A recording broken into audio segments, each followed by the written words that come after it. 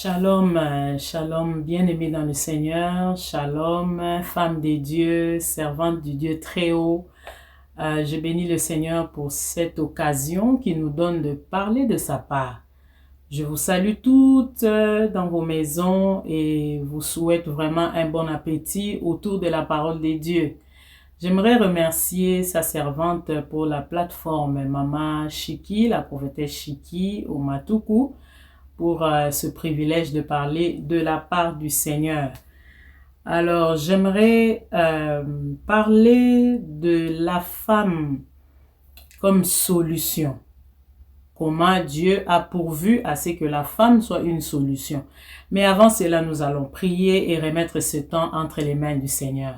Adonai éternel, maître de toutes choses, Seigneur du ciel, de la terre et de sous la terre, c'est vers toi que je me tourne personnellement, c'est vers toi que je tourne mes regards cette nuit, ce soir, ce matin, partout où je serai suivi de ta part. Seigneur mon Dieu, merci. Je prie pour que ta grâce soit sur ta servante, ta fille. Je prie pour que ton onction accompagne cette parole et la compréhension de cette parole soit accordée à une femme. Au nom de Jésus, que tout ce qui n'est pas de toi soit détruit dès maintenant et à jamais. Que l'atmosphère soit dégagée afin que ta parole soit acceptée avec joie. Dans le nom de Jésus, bénis Maman Chiki pour le travail qu'elle fait. Amen. Alors, je crois que nous connaissons bien l'écriture qui nous parle de Genèse 2, le verset 18. Dieu a créé toutes choses depuis tout le premier chapitre. Il a créé les animaux, il a créé les étendues, il a créé les eaux, etc. Et puis il a fini, il a créé l'homme, l'a placé dans le jardin d'Éden. Et l'homme a vécu dans le jardin, il avait tout ce qu'il avait, mais il y a quelque chose qui lui manquait.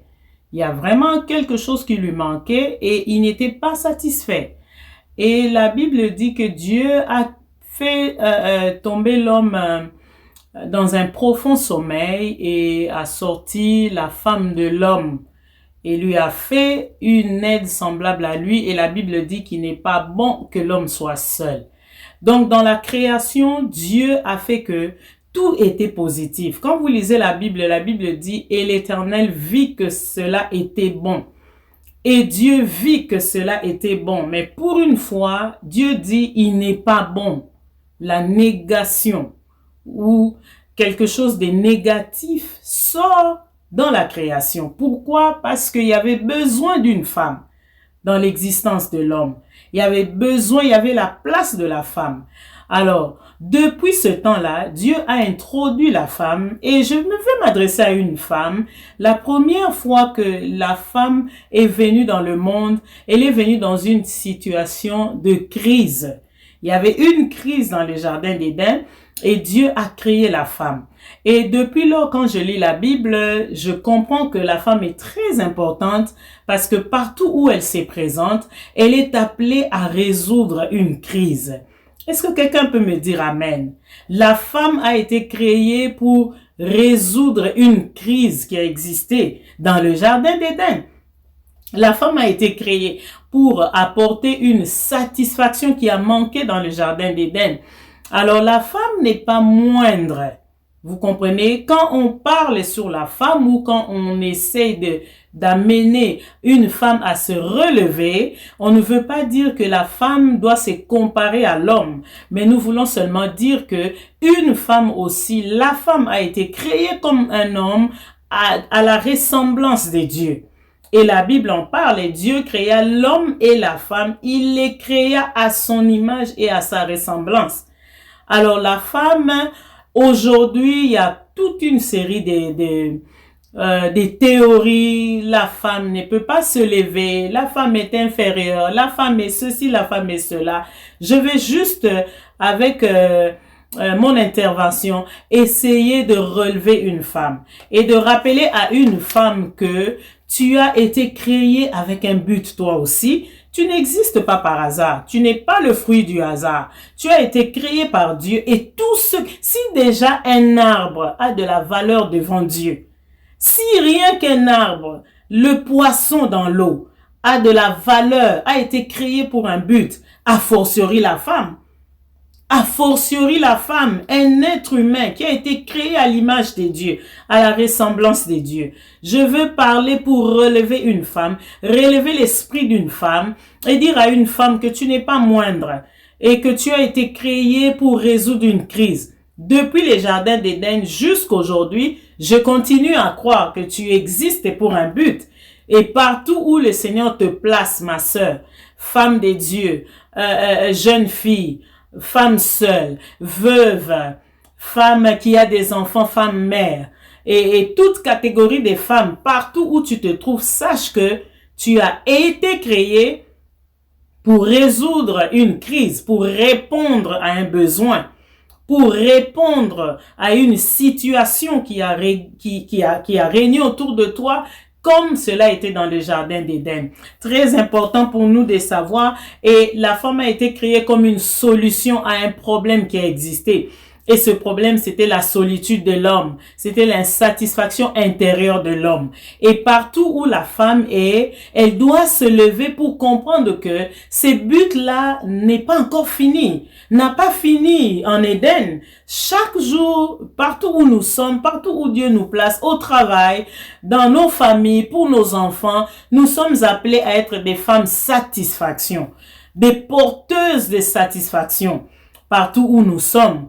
Et ça, c'est très important. Et moi, je me réjouis de savoir que Dieu m'a créé comme une solution, comme il a fait dans les jardins d'Éden. Moi aussi, je suis une solution et je ne suis pas une pollution. Le monde actuel parle beaucoup, essaye beaucoup de minimiser la place de la femme. Regardez, on nous a réduit à des choses terribles. Pour qu'une publicité puisse réussir, toi, une femme, tu dois passer nue. On va voir une femme qui n'a pas d'habit, rien que pour présenter la publicité d'une boisson sucrée. S'il vous plaît, ne va pas à cet angle-là. Tu as été créé pour un but. Tu existes pour un but et je suis venu te le rappeler. Tu es très importante aux yeux du Seigneur. Tu as de la valeur aux yeux de Dieu. Dieu te connaît par ton nom. Il connaît les IQ de ta vie. Le quotient intellectuel, il connaît. Il connaît la couleur de ta peau. Il connaît tout ce qu'il a placé en toi à un but.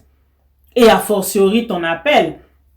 Tu ne vis pas pour remplacer quelqu'un. Tu n'es pas venu comme le produit d'un hasard. Alors tu dois te lever. L'heure est telle que chacun doit se lever. Les hommes, les femmes, en particulier ce soir, comme c'est une plateforme des femmes, et j'aimerais encourager une femme à se lever. Amen. À avoir le regard tourné vers son Créateur.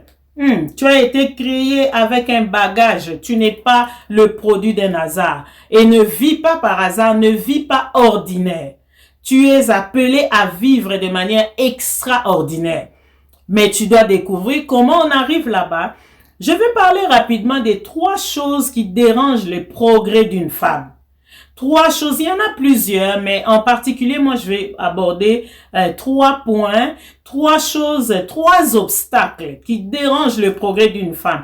Premièrement, vous savez, la femme est tellement tendre, la femme est tellement douce aux yeux de Dieu et facilement, elle peut être blessée facilement, elle peut être rejeter facilement, et toutes ces choses-là, on peut les mettre ensemble comme pour dire, parmi les choses qui vont faire que tu t'élèves difficilement, ça va être les blessures intérieures.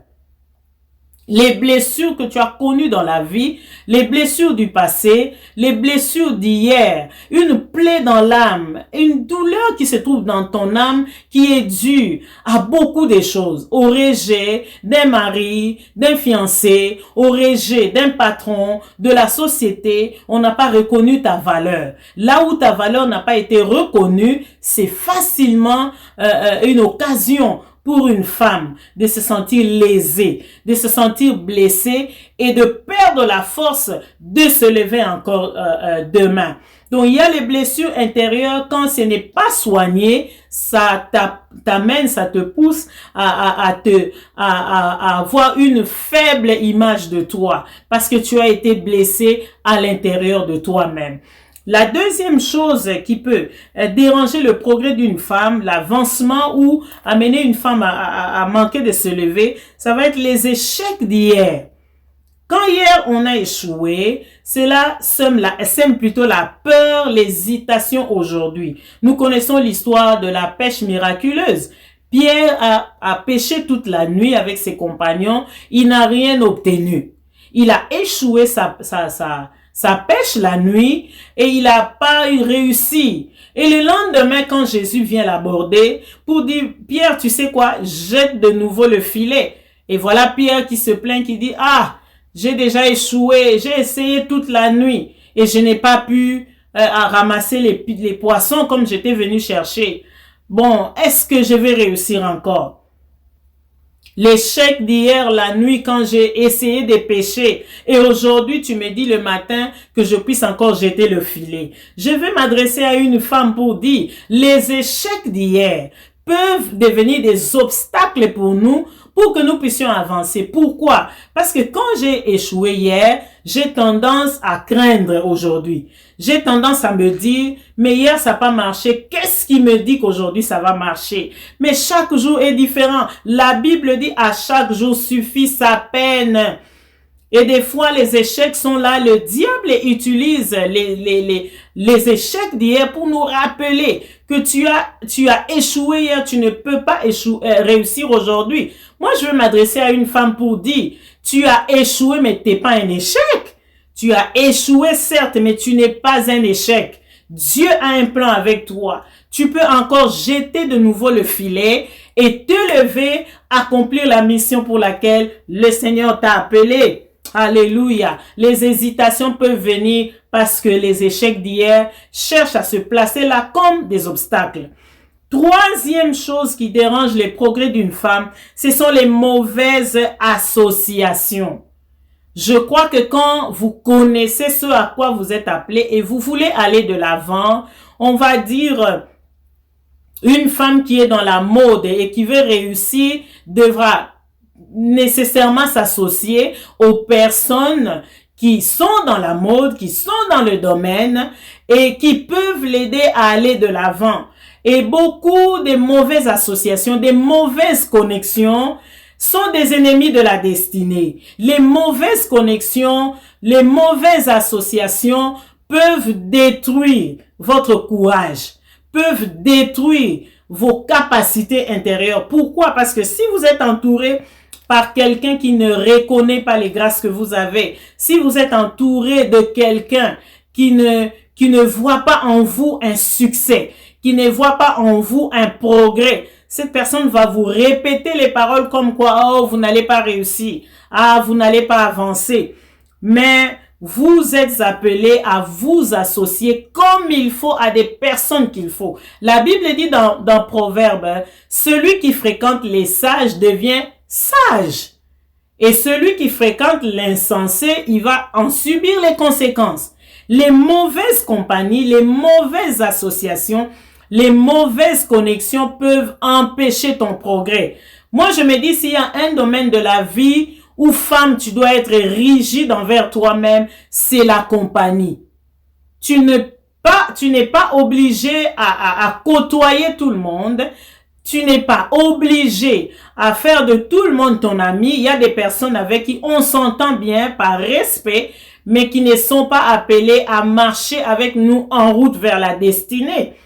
Tu es appelé à te lever. Cette petite exhortation est là pour demander à une femme de se lever. Mais il y a trois choses qu'elle doit mettre à l'esprit, que si elle ne règle pas ça, elle aura toujours un problème pour avancer. Donc je répète, les blessures du passé dans l'âme, cette douleur du passé, ces poids qui pèsent dans le cœur d'une femme, qui t'empêchent d'avancer, qui te dit, ah, bon, ce sont des mauvais souvenirs, ça déchire les cœurs. Chaque fois que tu veux avancer, ah, dans la Bible, nous voyons des individus comme Gédéon. Dieu l'appelle vaillant héros. Lui-même, il se voit un simple pâtissier. Quelqu'un qui sait faire le pain, c'est tout. Mais Dieu a vu en Gédéon un libérateur de son peuple. Il n'était pas un simple pâtissier. Et combien de femmes aujourd'hui, femme, tu m'entends, tu m'écoutes, tu es Tu t'es rabaissé au niveau des pâtissiers, tout simplement. La pâtisserie était pour un temps, Gédéon. Mais aujourd'hui, le Seigneur t'appelle à aller dans la grande destinée qu'il a prévue pour toi. Tu dois aller libérer Israël. Il y a aussi une femme qui est comme Gédéon, qui se voit que non, moi je suis appelé seulement à faire ce que je fais ici. C'était peut-être pour une étape. Mais pendant que nous parlons dans cette saison où nous attendons le Seigneur, nous ne savons pas il revient quand. Nous nous préparons à des grandes choses à son arrivée. C'est l'heure pour toi de s'élever. De te lever dans ta maison, de te lever dans tes affaires, de te lever pour le salut, le survie de tes enfants. Tu dois t'élever dans le ministère, là où Dieu t'a appelé. Amen. Tu n'es pas la moindre, certes. Nous ne parlons pas de l'émancipation de la femme. Nous ne parlons pas du féminisme. Mais nous sommes en train de dire au monde que chacun de nous, hommes comme femmes, nous avons été créés avec un but. Mais en particulier, la femme a été créée comme une solution. Et elle n'a pas le droit d'échouer. S'il vous plaît, accordons-lui de l'espace qu'il faut, qu'elle se lève, qu'elle avance.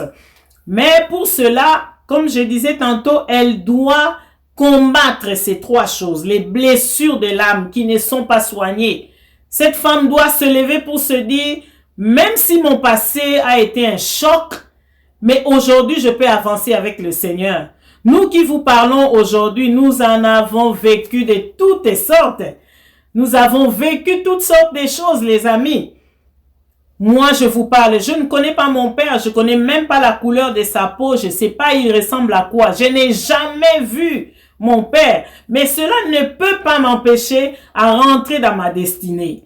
Et le Seigneur sait comment combler les vides. Je ne connais pas mon papa, j'ai été rejeté par lui, mais il m'a donné un homme, il m'a donné un mari, et mon cœur a été comblé. Et lui-même, Dieu, quand je l'ai reçu dans ma vie, j'ai reçu Jésus-Christ dans ma vie, comme mon sauveur et Seigneur, Jésus est venu combler le vide qu'il y avait dans mon cœur. Il m'a donné une chanson nouvelle. Et je l'aime bien. Il peut le faire pour toi aussi qui me suis. Alléluia. Et les échecs d'hier, femme, tu dois t'élever pour te dire, si hier ça n'a pas marché, j'ai essayé toute la nuit, mais aujourd'hui sur la parole du Maître Jésus, je jetterai encore le filet. Quand Pierre l'a fait, il a jeté le filet, il a récolté plus de poissons qu'il en avait l'habitude d'avoir. Et aussi, autre chose à faire, femme, tu dois te lever et bien régler ta compagnie qui marche avec toi. Tu dois être rigide. Des fois, on ne va pas toujours nous comprendre. On va dire, ben, elle est dure, elle est compliquée, elle choisit toujours, elle est toujours là très minutieuse, elle ne veut pas que les gens s'approchent d'elle. Bien aimé, je vous rassure que si vous voulez aller loin, on va vous traiter de tout. On va vous traiter de tout, mais par rapport à l'association, vous devez choisir de manière minutieuse qui doit marcher avec vous. Amen. Yes. Parce que avec qui tu marches, celui qui marche avec toi peut garantir ta réussite ou peut appuyer ton échec. Donc c'est très important pour toi, femme, de te lever, mais de contrôler avec qui tu veux marcher. N'est-il pas écrit le fer aiguise le fer? Est-ce qu'il y a une femme qui sent qu'elle est une femme fer, une femme dure, une femme solide, une femme appelée à des grandes choses? Sache que tu as besoin des autres femmes qui s'appellent fer aussi, qui ont la capacité d'aiguiser ta force, d'aiguiser ta puissance, d'aiguiser tes capacités, d'aiguiser ton appel. Et de là où tu es limité, ces femmes-là, cette association-là, ces femmes-là peuvent dire, donne-nous la main. Cette femme-là fait, va se dire, donne-moi la main, on marche ensemble, on s'aiguise, on s'encourage. Et là, je suis convaincu que tu iras vraiment loin comme tu le veux. Mais maintenant, que faire pour se lever comme il faut, malgré les blessures du passé, la douleur qui est dans l'âme, le rejet qu'on a connu, malgré les difficultés d'hier, les épreuves compliquées d'hier? Qu'est-ce que je peux faire pour me lever aujourd'hui dans n'importe quel domaine de la vie? Premièrement, je dois découvrir mes capacités. Je dois découvrir quel don j'ai. Je dois découvrir quel appel j'ai. Je dois découvrir quelle grâce j'ai. Le monde même dit la vision fait vivre l'homme. Quelqu'un peut mourir pour sa vision. Et quelqu'un peut vivre pour sa vision. Jésus connaissait sa vision, notre roi. Et il a accepté d'aller jusqu'à la croix malgré les oppositions. Même ses proches, son ami, entre guillemets, Pierre lui a dit, Seigneur, non, ça n'arrivera pas, tu ne mourras pas à la croix. Il a dit, arrière de moi, Satan. Parce que il connaissait son appel. Malgré les rejets des pharisiens, des scribes, de tous ces grands docteurs de la loi autour de lui, Jésus-Christ connaissait son appel et il était prêt à mourir pour sa vision. Et beaucoup d'entre nous, nous sommes en train de trébucher, nous sommes en train de bouger, nous sommes en train d'être vacillés à tout vent parce que nous ne connaissons pas ce à quoi nous sommes appelés. Quand nous connaissons notre appel, notre don, les grâces qui opèrent dans notre vie, nous allons devenir comme des lions. Nous n'allons pas reculer jusqu'à ce que nous puissions dévorer notre proie. S'il vous plaît, découvrez votre don. Vous êtes appelés à faire quoi? Même en tant que juste une femme, vous pouvez découvrir quels sont les points forts que vous avez comme femme. Même en tant que femme mariée. C'est quoi le point fort? Il y a des femmes qui sont mariées, qui sont très fortes en administration de leur maison. Le management de votre maison, de votre foyer, de vos enfants. Il y en a qui savent comment gérer l'argent. Il y en a qui savent comment prendre le peu que la famille a, le mari a pour multiplier cela. Avancez avec ça, découvrez cela. Il y a des femmes qui savent comment éduquer leurs enfants. Il y a des femmes qui savent comment travailler extra. Il y a des femmes, découvrez votre talent. Il n'y a pas de sots métiers. Il n'y a que des sots gens. Le monde de l'adage le dit. Il n'y a pas de sots métiers. Quel est votre point fort? Quel est votre don? Même si vous êtes un designer, faites-le avec joie. Découvrez que c'est ce à quoi vous êtes appelé.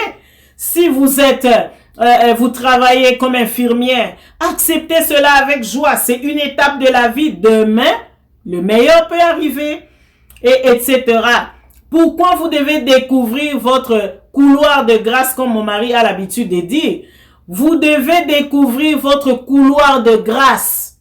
Votre point fort, votre appel, c'est ça qui fait que vous allez vous lever comme une lionne. Je ne peux pas me lever dans un couloir qui n'est pas le mien. Comment je vais opérer? Je vais échouer. Je ne peux pas courir dans une course et me retrouver sur la ligne de quelqu'un d'autre. Je vais échouer lamentablement. Alors chaque femme doit découvrir son appel. Chaque femme doit découvrir ce qui fait sa passion et sa joie.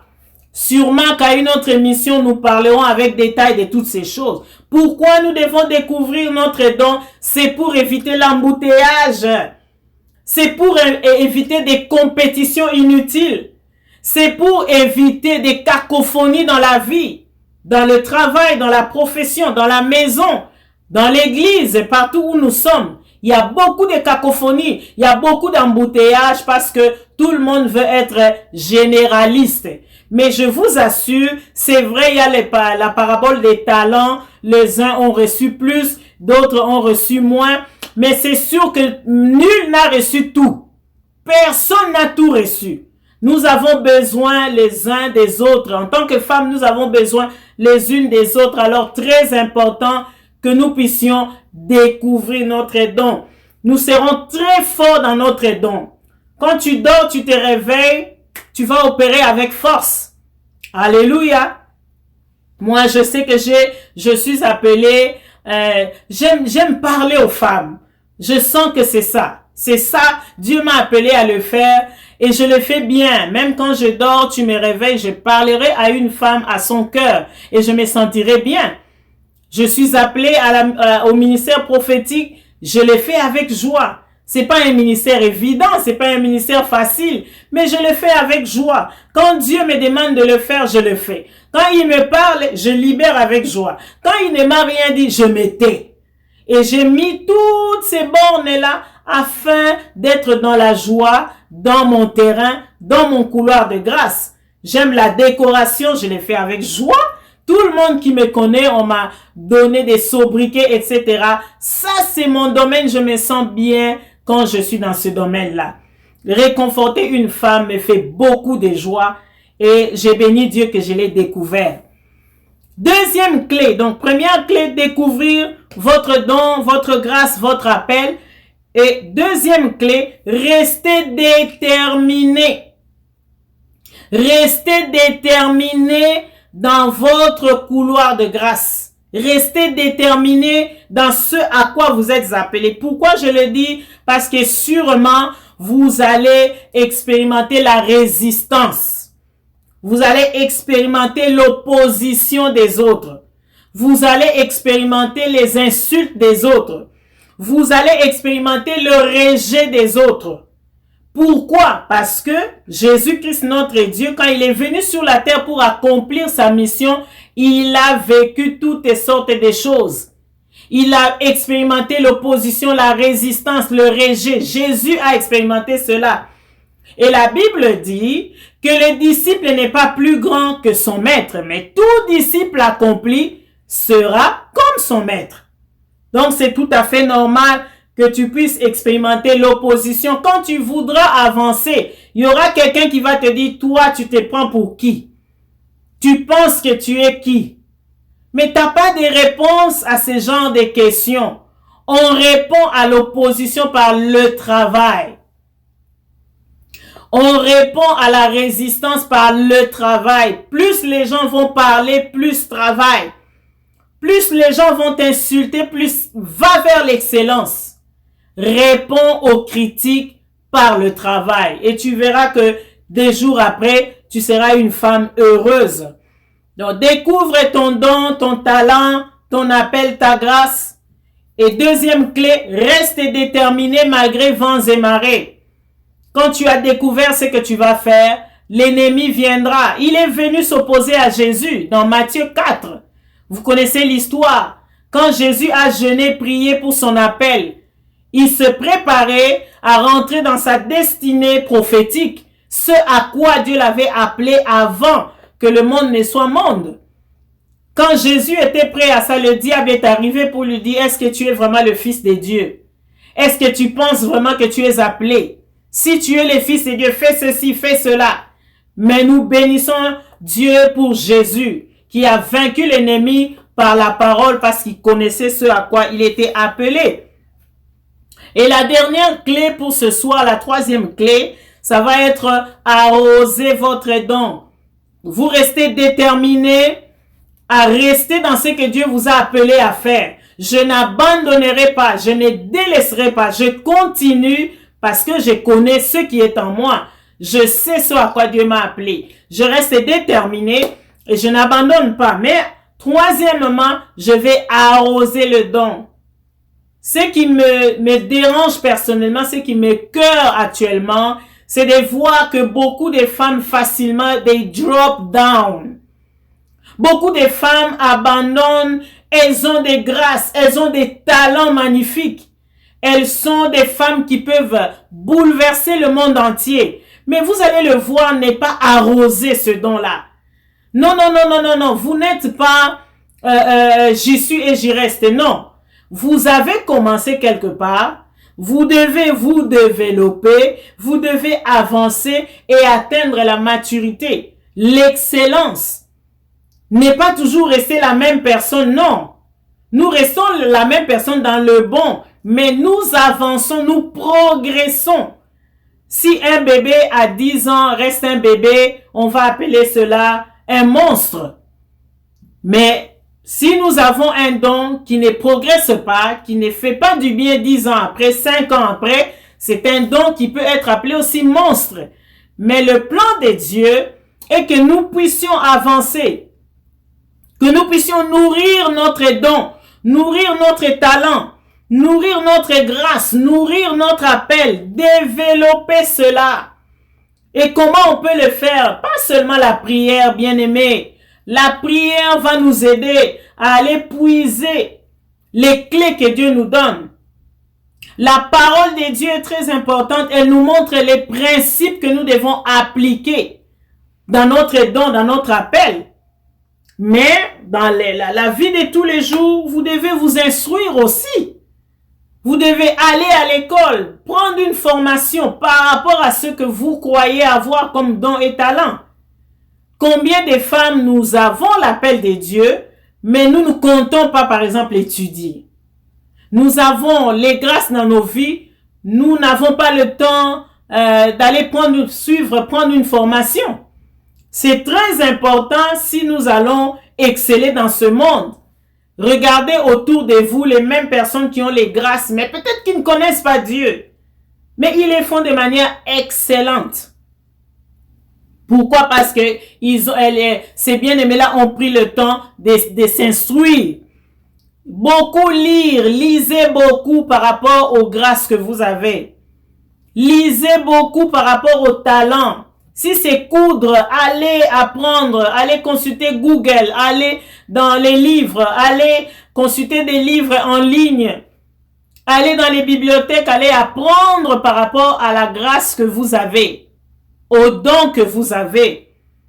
Écoutez les autres aussi, ceux-là qui sont passés par le même chemin, qui ont les mêmes dons que vous. Écoutez-les, demandez conseil, ils vont vous donner des conseils. Alors ça, c'était pour élever une femme. Ce soir, il s'agit de toi, femme, personnellement. Ne regarde pas aux blessures d'hier. Ne regarde plus à ces plaies-là de l'âme, à cette douleur du passé qui t'empêche de t'élever. Ne regarde plus aux échecs d'hier, aux épreuves d'hier. Regarde à aujourd'hui. Dieu te donne une opportunité aujourd'hui. Tu peux réussir ta vie. Tu peux avancer dans ta vie. Fais attention à qui est autour de toi, qui est à côté de toi, quelle compagnie tu as. Il faut bien regarder à toutes ces choses-là. Tu as été appelé, créé comme une solution. Ne meurs pas comme une pollution. Il faudrait pas que quand on parle des femmes compliquées, de caractère, des femmes impolies, des femmes insouciantes, des femmes indifférentes, on puisse parler de toi. Jamais. Mais sois une femme qui est bien entourée, bien associée. Alors, découvre le don que tu as. Reste déterminé et arrose le don que tu as. Je crois que ce sont les clés que nous devons utiliser dans tous les domaines de la vie. Dans tous les domaines de la vie, le ministère, la femme, une avocate, une femme ingénieure, une femme designer, une femme couturière, une femme qui vend dans les marchés, une femme qui vend dans les magasins, une femme dans n'importe quel domaine de la vie. Tu dois te lever. Finis le temps de rester assise. Maintenant, lève-toi. Tiens le bâton de ta destinée dans ta main et dis-toi, je refuse d'abandonner, je refuse de céder, je vais travailler sur ce à quoi Dieu m'a appelé. Je vais travailler à l'excellence afin que demain, quand on parlera de femmes, qu'on parle aussi de moi. Le Saint-Esprit n'est pas contre ces choses. Il t'a appelé, placé dans ce monde pour un but. Et comme disait Miles Monroe, ne meurs pas rempli. Il faut qu'un jour, quand ton jour viendra, tu puisses mourir vidé. Tu as tout accompli, tu as tout laissé dans ce monde, tu as fait ce qu'il faut pour toi. Une bonne mère pour tes enfants, une bonne épouse pour ton mari et une épouse guérie intérieurement, une mère pour les enfants qui peut prendre soin de sa famille. Et que le Seigneur nous bénisse, c'est le peu que j'avais et je l'adresse à chacune des femmes. Femmes seules, femmes mères, femmes célibataires, femmes mariées, femmes veuves, femmes rejetées, femmes fatiguées, toutes sortes de femmes. Jésus t'aime encore aujourd'hui et te redonne une chance de recommencer avec lui. Seigneur, bénis toute personne, toutes ces femmes qui m'ont suivi.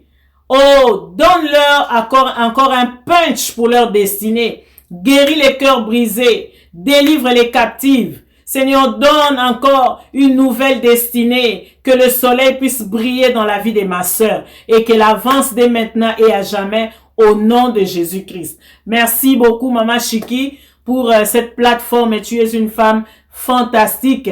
Avance dans l'œuvre de Dieu. Nous t'aimons beaucoup. Nous prions pour toi et nous croyons que le Seigneur va t'utiliser puissamment comme il t'a toujours promis. Merci, je vous aime bien. Bisous.